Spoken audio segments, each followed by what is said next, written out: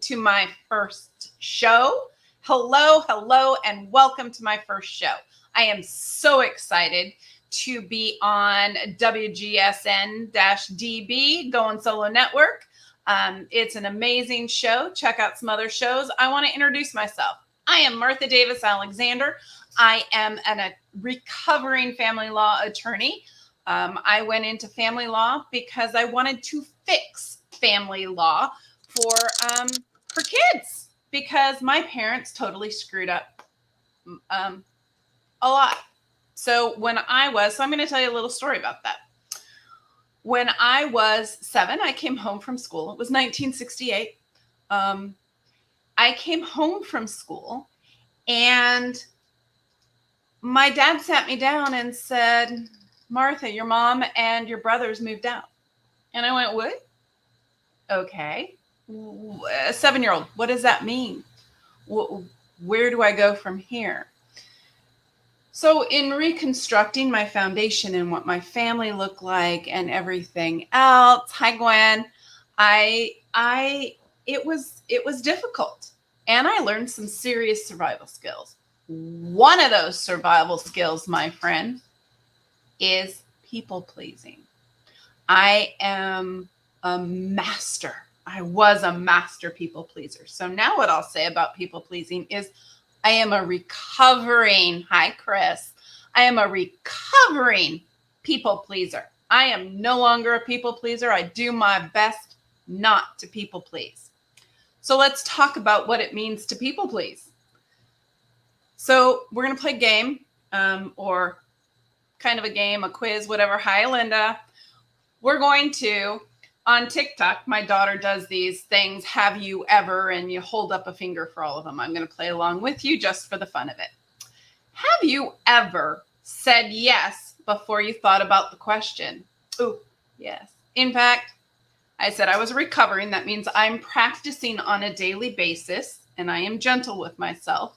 And I will tell you that this morning, I absolutely said yes before even thinking about it. Dang that habit. It's just that brain is just wired that way now. So, and then I took 3 steps and I went, oh, wait a minute. I need to backtrack that. I need to be able to say no to that. And I have very good reasons. So I caught myself, and the other person was very gracious about that. Okay. So it still sneaks in sometimes. So have you ever said yes when what you really wanted to say was, no, can't do that. I'm not going to do that. I have 2 fingers up. How many fingers do you guys have up? Have you ever, when you were with somebody else, deferred to their opinion, their jokes, their comments, what they wanted to do, what they needed, what they activities, whether you were comfortable or not comfortable? I have done that as well. Yeah, I've done that as well. For sure, I was in an interview and I preferred at the time to drink either scotch or wine. My interviewer got beer, so I followed suit and got beer without a glass, and I was immediately hired. Didn't really want the beer. Just saying, I do follow. Sometimes I am a people pleaser. All right. Have you ever spent time? This was the biggest one for me. Have you ever spent time going over an interaction, a social event, something, going over it in your head, like torturing your brain, going over every word you said to see where you might have gone wrong? Ugh, I used to do that all the time. Thankfully, that is one that I have let go of, that I've been able to let go of in recent years. But that is one that I used to keep my husband up at night going, okay, but I said this and this and this. And he's like, it doesn't matter. I'd be like, but it does matter, because what if they don't like me? All right. And that is really the bottom line to people pleasing, right? Making people like you. making sure that people can like you, because you are a mirror. A people pleaser is a mirror. You're essentially putting up a mirror for the other person of what they want, what they need, what they like, what they do, right? As opposed to putting up a mirror or having that face-to-face where they get to know who you are. That's what a people pleaser does, is put up a mirror to mirror the other person. Have you ever held back your feelings in a situation so that you don't have to hurt somebody else's feelings or have somebody else feel something they might not want to feel? Yes. What am I up to now? 1, 2, 3, 4. I'm up to 5. Gosh darn it. Have you ever avoided having a difficult conversation because, 1, you didn't know how, 2, you just didn't want to rock the boat, you wanted to keep the peace, any of those reasons, right? I used to avoid all the time talking about money with my husband. My husband would be, so I saw, and I'd be like, no, we're not talking about it. No, that is uncomfortable for me. You are going to have to talk to yourself, or go talk to my friend Chris, because she will talk money with you. I will not. And then maybe she'll talk about it with me, but perhaps not. Have you ever avoided difficult conversations at work for a promotion, for more money, because you didn't want to upset the apple cart, because you thought, oh, but I'm being selfish, or I'm being greedy, or what if they don't think I'm worth it? Ways we hold ourselves back is people pleasing. Okay, so do you frequently not ask for what you want or need from somebody? That is a big one for me, right? Telling people for the first 50 years of my life, I probably didn't even know what I wanted, needed, or looked for, right?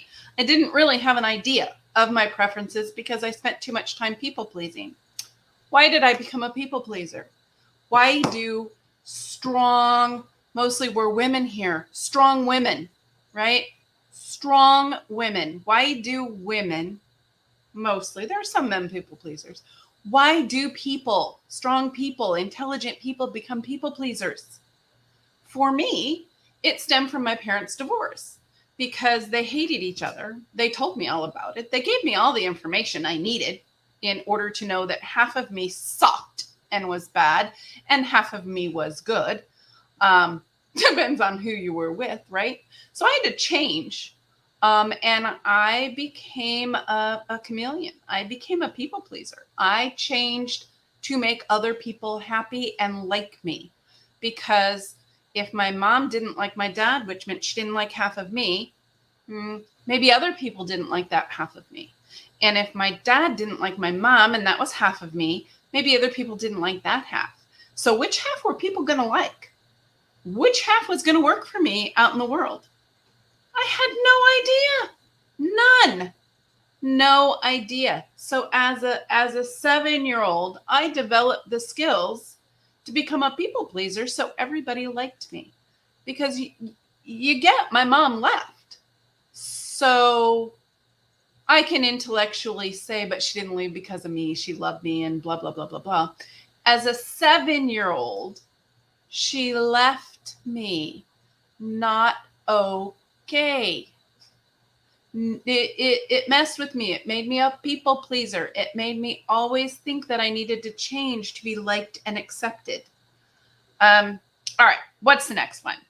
Agree with someone just to keep the peace. We've kind of gone over that. I've done that. I think we've all done that when there are bad jokes or jokes in bad taste. I think that for a long time, I just kind of let it go past me. To not rock the boat. That is not something I will continue to do, and it's not something I do now, but it was something that I did a lot of. I was an intern for California Senator Petrus back in 70, maybe 80. And he used to come in the morning and kiss my neck. And I didn't make a big deal about it because whatever, he was an old man. And quite frankly, what am I going to say? I'm an intern. That would not be something I would accept now, regardless of the position. And yet it was something that I never even second thought it. I wanted to be liked. Scary situation if you think about it, what it could have been. So agree with someone to keep the peace, avoid conflicts, worry about if people like you. So far, my hand's up for all of these, just so you know. You might not see it, but it is. So tell me how many fingers you have up, Chris. Igo, how many fingers do you have up? I want to know how many fingers y'all have up. Put other people's feelings, needs above what you want and need. Putting someone else first a lot. Yes. As a kid, I didn't have any needs, wants. In fact, I don't think you only have 2 up. Wow, you're amazing. 2 hands or just 2 fingers? That blows my mind. You're an amazingly evolved woman. Apologize when it is not your fault. I used to do that all the time. I used to do that. I do not do that anymore. Those are some of them. If you guys have others, please put them in the chat. Tell me what are some of the others that you see in your life. Those are the ones that I've seen in my life. There are, I'm sure, many others, and I'm collecting data on that. So let me know. What does it, I'm older than you.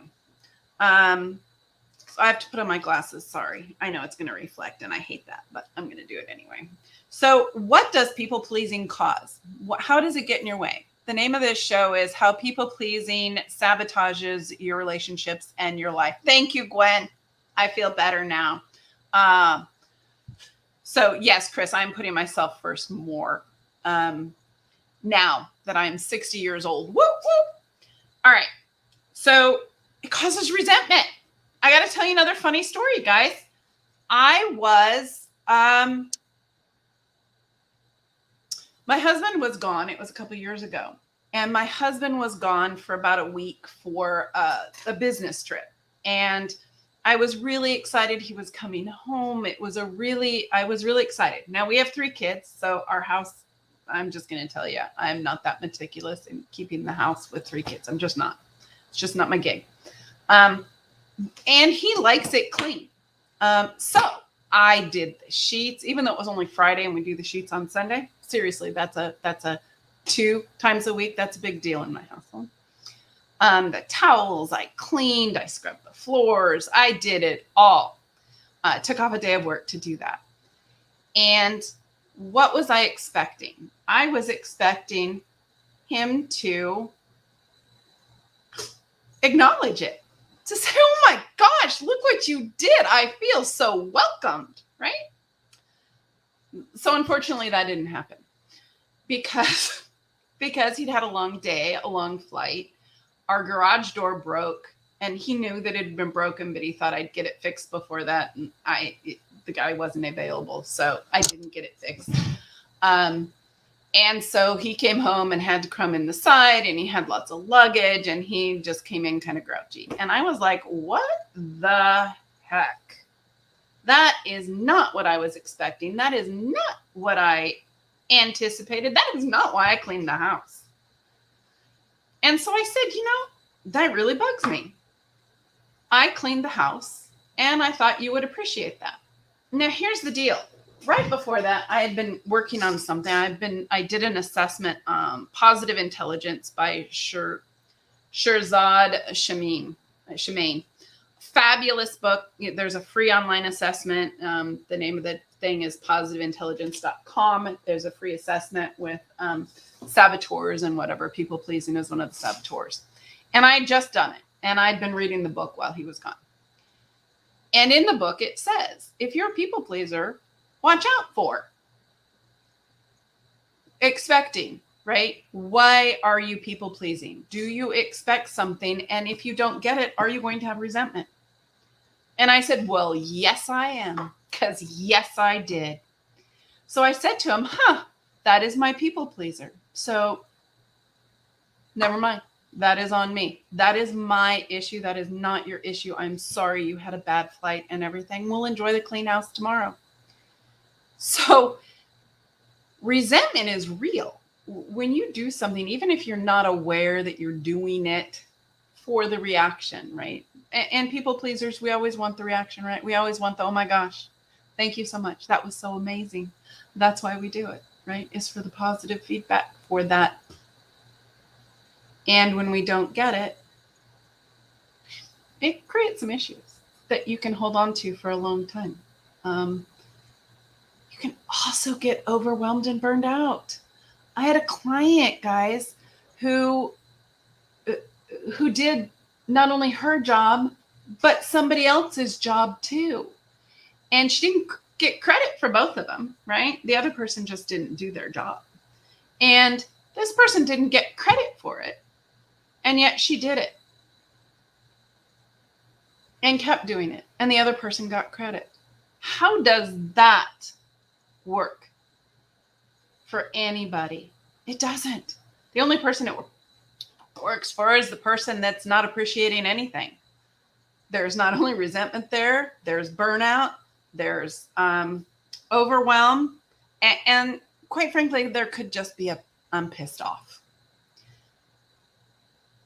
Leads to dissatisfaction in the workplace, right? Because we people please. We do what we want to do. We want to be there. We want to be everything to everybody. We can't be that, just so you know.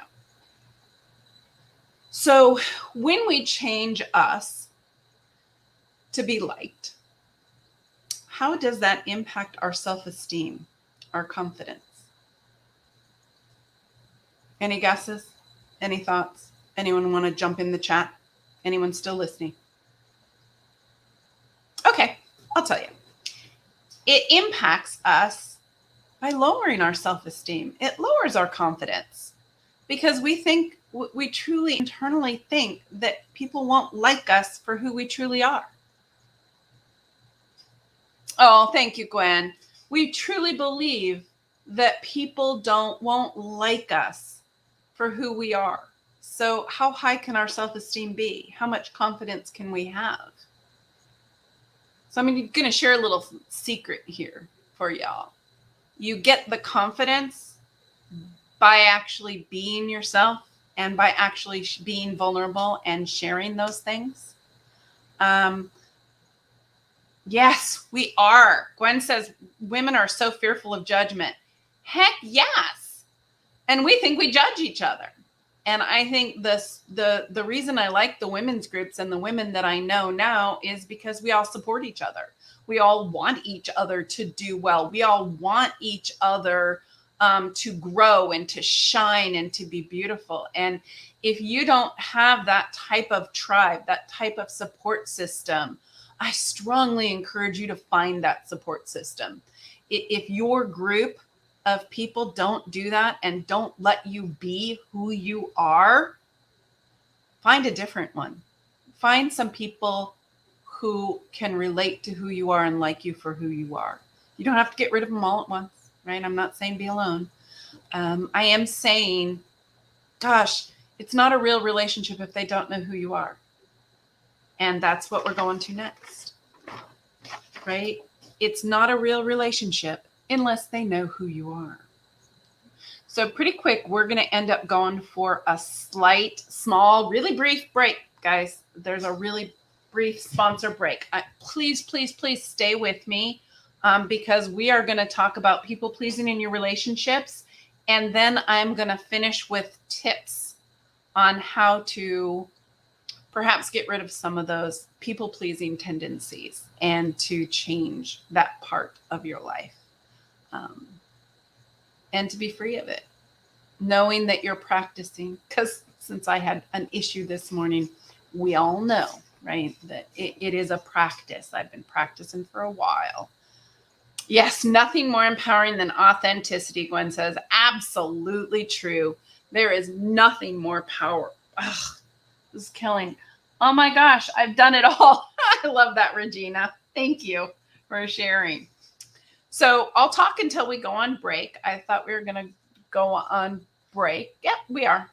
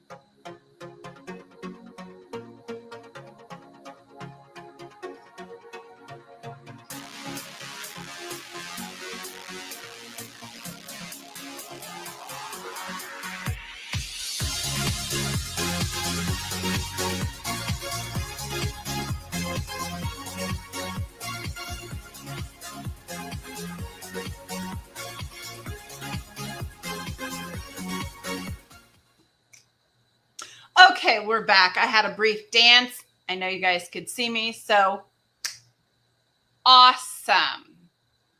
So, well, thank you, Mr. Rhino, to you. I appreciate it. Hello to you, too. So, here's where we're going. People pleasing sabotages your relationships. So, let's look at how that would be with yourself. We already kind of talked about it sabotages your relationship with yourself because you're denying yourself. You're putting everyone else first. Got to have that self-love. Got to have that self-acceptance.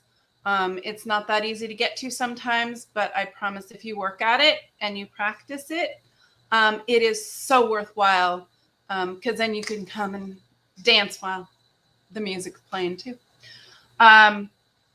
Family. So my poor husband.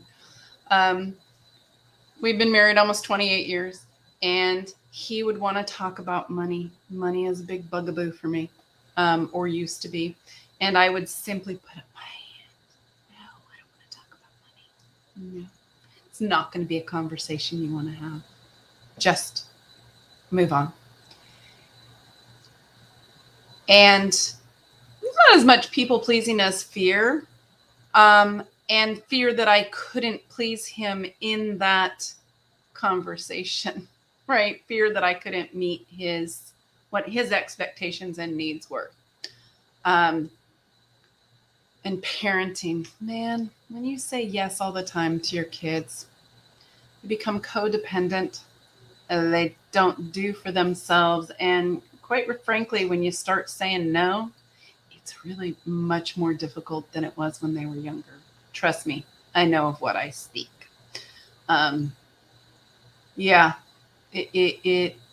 Think about when you're parenting someone, you've got to set boundaries. You've got to be able to say, not people please with your kids. I was an extreme people pleaser. So even to this day, the yes pops easier, right? My son came in today and said, hey, there's a 6-month-old puppy in our neighborhood who needs a home. I'm just going to leave that and see what people who know me are going to say about that. All right. No, I'm not. I'm not going to leave you sweating. No, we do not have a new 6-month-old puppy. I was tempted. And no, we do not have a new 6-month-old puppy. We just don't. It's not because I said no. It's because it was evidently not in our neighborhood. It was in somewhere in Georgia. So they're probably saying, hey, bring the other mom back. That's funny. So Yes, they probably are saying that, because I have started to say, no, you need to tell me why and discuss it, right? Setting boundaries. With friends, how do you really get close to a friend if all you do is what they want to do, right? If you only say, hey, you pick. I don't always want to pick. My friends don't always want to pick, right? So being able to have that give and take, be vulnerable. The vulnerability is really where the relationship starts. That's really where we start a relationship. Coworkers, we already kind of talked about. If you're people pleasing, they can either take advantage of you, walk all over you, or not acknowledge you. Resentments develop, and it is not as pretty a workplace. It's interesting to me that people pleasing is also in positive intelligence. It talks about one of the results of people pleasing is that the other people feel manipulated. It kind of surprised me, and I'm still chewing on that one a little bit, have been for a few years. And I guess it's possibly true, right? If I do something to get something, or if I give and give and give with the expectation of something back, someone could feel manipulated. It's a very complicated mess.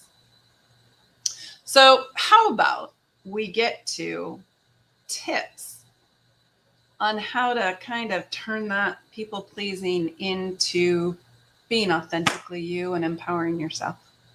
Does that sound good? All right, that's where we're going.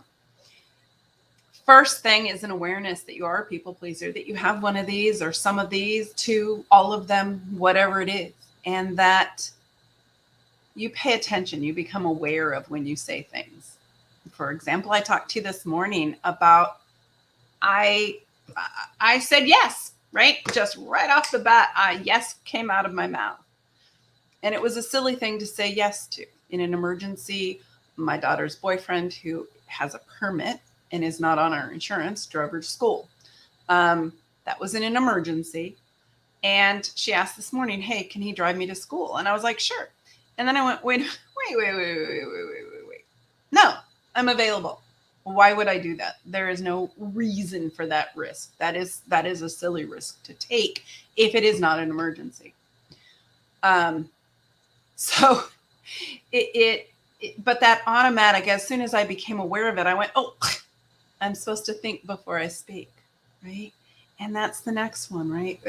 Becoming aware, right? So when someone asks you a question, and when you become aware that you have said yes, even though you meant no, or you meant to think about it, or it doesn't work for you, whatever the answer may be, maybe, to become aware of where that instinct lies in you. Where is that? Where does that little bug hide? Where does it live inside you? Where do you feel it after you've said yes? Where is that in your gut going, oh, I did it again? Is it in your chest? Is it in your throat chakra, in your voice, where you go, where you tighten up? People have it in lots of different places. So I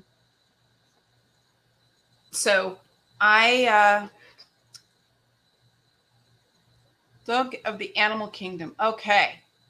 Don't give in to the animal temptation. Exactly right. So where is that? Do you feel it somewhere, so that when you're about to give that automatic yes, can you feel it before you do it and catch yourself? That's the point of the awareness, right? Of where everything manifests somewhere in your body. Trust me. The second is, are there certain situations or people where people pleasing is more prevalent? So for me, my kids are huge. Your heart starts beating faster. That's a good one, Gwen. I like that. I like the awareness. Good job. My kids are huge I always want to say yes. I want to give them the moon on a silver platter. That is actually not good parenting. And yet I still want to do that. So I have a really hard time. And so I know when one of them comes into me and wants to talk, that I need to pay attention to the need to say, either I'll think about it, or I need more information, or yeah, hell no, or maybe we need to talk to your dad about it. Whatever the answer is, I know when my kids want something, I need to pay attention and think. Because what happens when I say yes, and then it's something that I should have said no to, and I backtrack? Means that they can't trust my yeses. They can't trust me. What I say isn't true.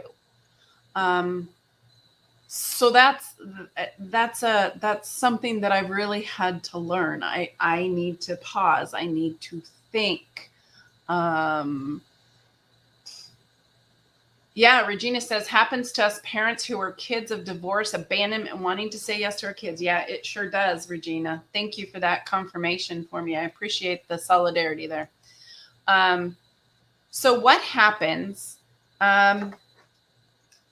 So first, okay, so awareness, what you feel, when you're going to come into something, and who. Okay? And before you say yes, you know to stop and actually think. I have a client who says yes all the time. And we worked really hard on getting her to stop and say, I need to think about it. I'll give you an answer in 2 hours or 2 days or whatever it is she thought she needed in order to do that, so that she could start really thinking about what she wanted and needed, and give herself the space for that authentic self and to stand for herself. And I love that. It gave her a voice. Setting boundaries. So if I know that my daughter's coming in, I know my daughter's coming in and she wants to, or she just comes in and plops down and sits at the chair right over that. I know I have set boundaries now. I know what things I am willing to move on, what things I'm not willing to move on, what conditions I have for certain things. I have boundaries set. That's true when I go to a family gathering as well.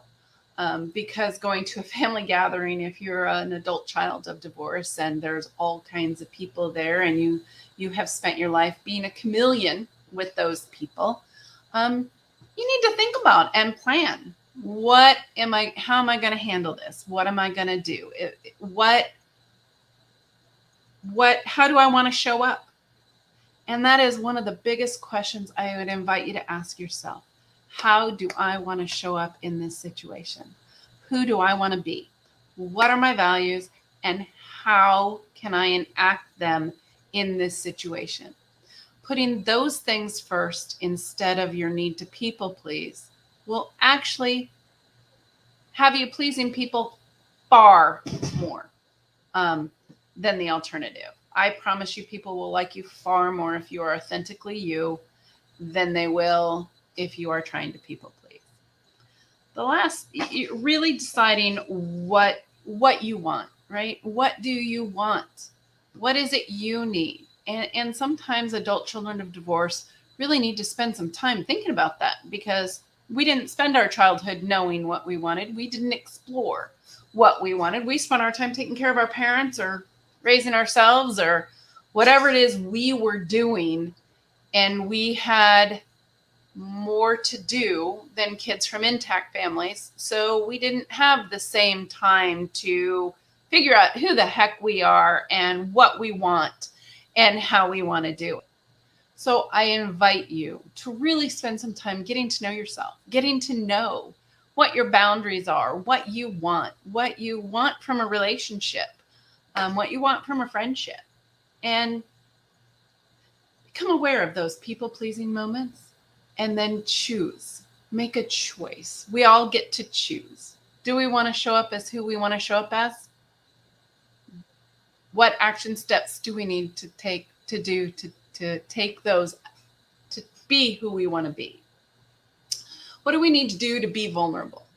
What do we need to do to really build those relationships? And who can we trust?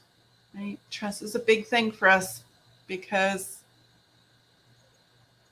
right? Absolutely. Gwen says, yeah, because when you said yes, When you meant no, it turned you into an angry girl. And who wants to be around that? Amen to that, sister.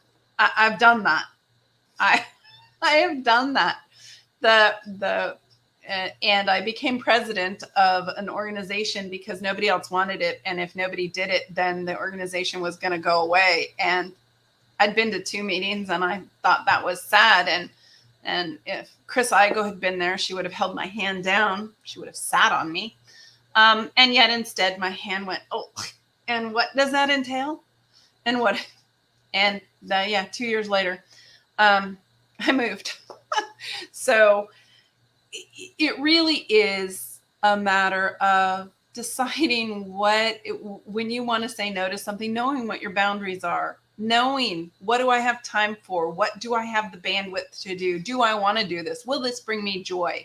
Will this bring me something that I want, right? Will this bring me happiness to do this? Is this what I want?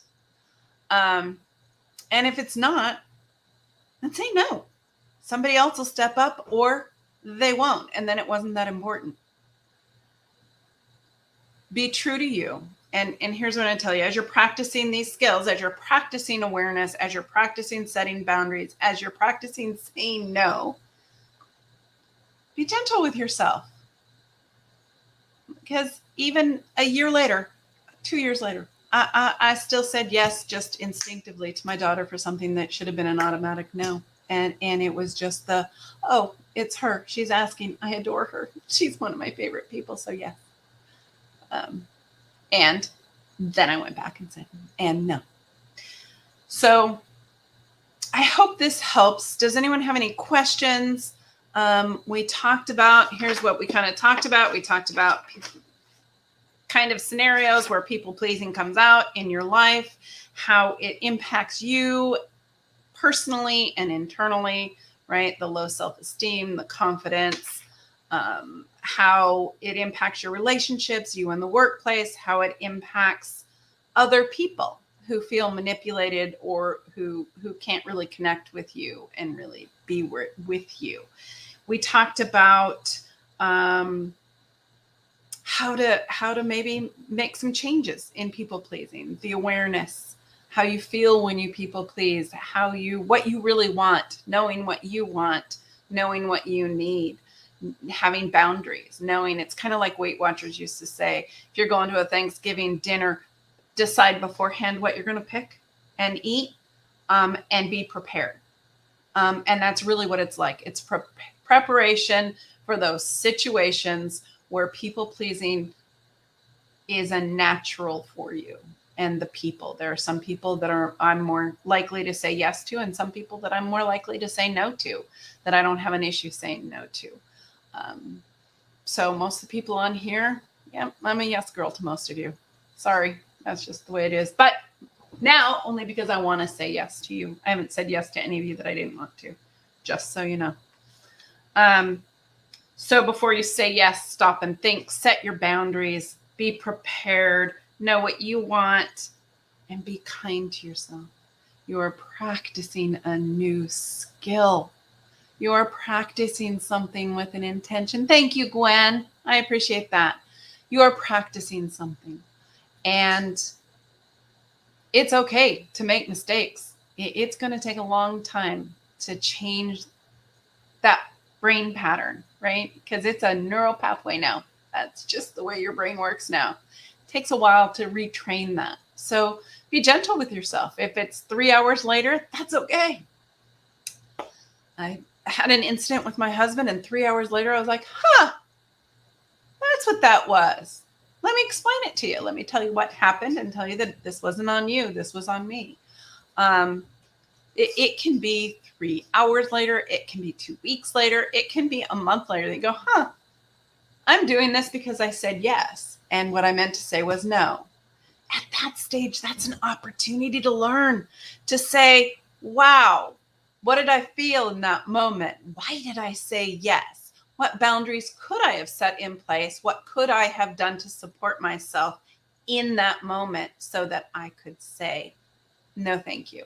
That's not for me at this time. Right? Because here's the truth.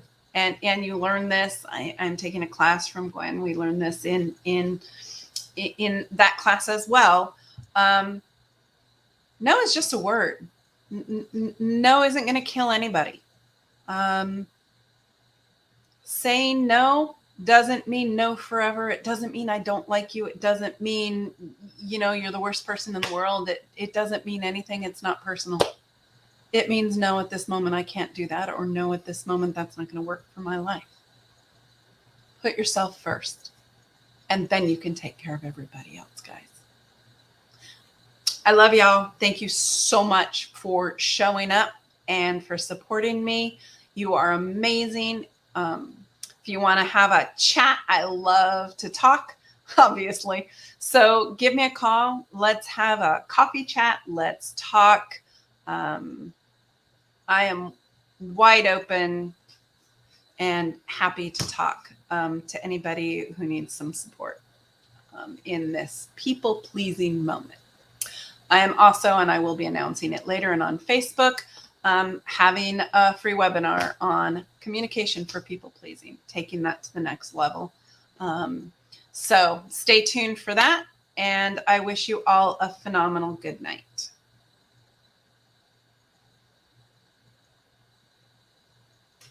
Thank you, Gwen. Thank you, Regina. Yay.